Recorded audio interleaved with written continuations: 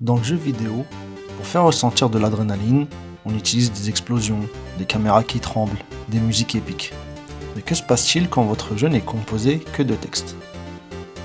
Aujourd'hui, on va parler de Phoenix Wright Ace Attorney, un jeu où vous êtes avocat. Vous passez 90% de votre temps à lire, voire même 100% presque. Et pourtant, c'est un des jeux les plus intenses jamais créés. Comment Capcom a réussi à transformer la lecture d'un dossier en un véritable combat de boss? La réponse tient en deux lettres comme d'habitude, UX. Et aujourd'hui, dans la série jeux vidéo, c'est ce jeu-là qu'on va parcourir. On va essayer surtout de voir est-ce que le fait de passer d'un menu à un autre casse l'immersion pendant une affaire. Le premier défi d'un jeu d'enquête, c'est l'architecture de l'information. Comment ne pas noyer le joueur sous les détails? Dans Ace Attorney, l'interface est chirurgicale. Deux onglets, les preuves matérielles, les profils des personnages, et c'est tout, pas besoin de plus.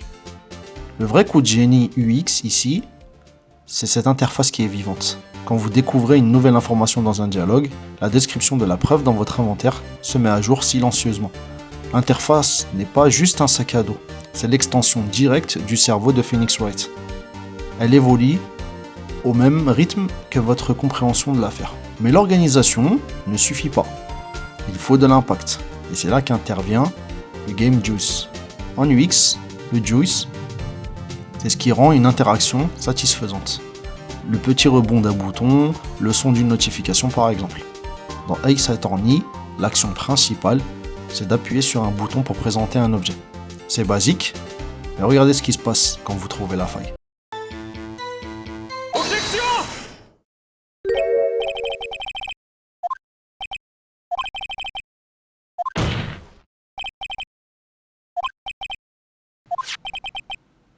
Arrêt de la musique, écran qui flash, grosse typologie rouge, tremblement de caméra. Le jeu utilise les codes visuels du jeu de combat. Vous savez, le hit-stop, le flash d'impact, pour récompenser une action purement intellectuelle. Le feedback est tellement exagéré qu'il vous fait vous sentir intelligent. L'interface transforme votre réflexion en un véritable coup de poing. Parce que ça frappe le visage en réalité, si je peux me permettre. Troisième point crucial, le rythme. Dans un visual novel, donc un jeu avec beaucoup d'écriture en réalité, l'interface principale c'est la boîte de dialogue, et Capcom l'utilise comme un métronome.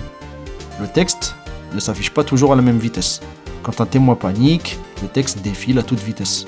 Quand il hésite, il y a des pauses.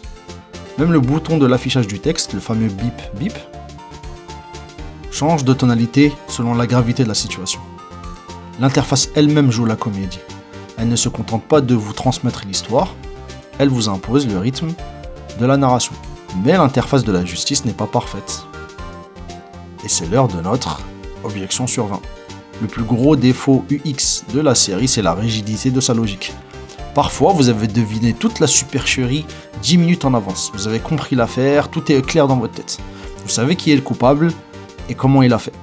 Vous présentez la preuve qui détruit son alibi, mais le jeu vous pénalise. Pourquoi? Parce que le jeu attendait que vous présentiez cette preuve à ce moment précis du dialogue, et pas un écran plus tôt. Et ça c'est très dommage parce que ça casse l'immersion. Et surtout, ça t'handicape dans un fil que tu dois suivre. C'est le pire sentiment en UX. Quand l'utilisateur a raison, mais que le système lui dit qu'il a tort parce qu'il n'a pas suivi le chemin exact prévu par le designer. Donc ça c'est très dommage, et je sais que ça en a frustré plus d'un. Au final, Ace Attorney est un cas d'école monumental. Il prouve qu'avec une architecture de l'information parfaite, un feedback exagéré, donc ce qu'on appelle le juice, et une maîtrise du rythme, vous pouvez rendre le fait de lire un PDF plus épique que de tuer un dragon. L'interface n'est pas juste un moyen de jouer, ici, l'interface, c'est le jeu.